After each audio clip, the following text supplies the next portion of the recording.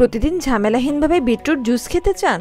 তাহলে আজই তৈরি করে রাখুন এই বিটরুটের কিউব। প্রথমে বিটরুট ভালো করে ধুয়ে খোসা ছাড়িয়ে নেব।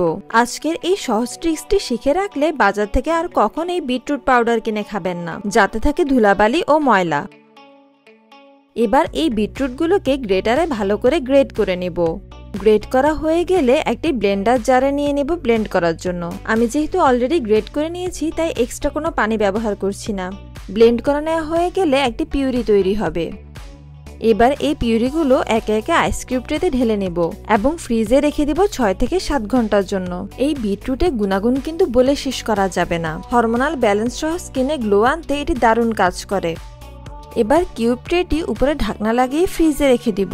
ব্যাস তৈরি হয়ে গেল ready healthy beetroot cube. Juice বা যে কোনো ঠান্ডা পানীয়তে ব্যবহার করুন একদম ইনস্ট্যান্ট। পানির মধ্যে জাস্ট একটা কিউব দিলেই তৈরি হয়ে যাবে বিটরুট জুস।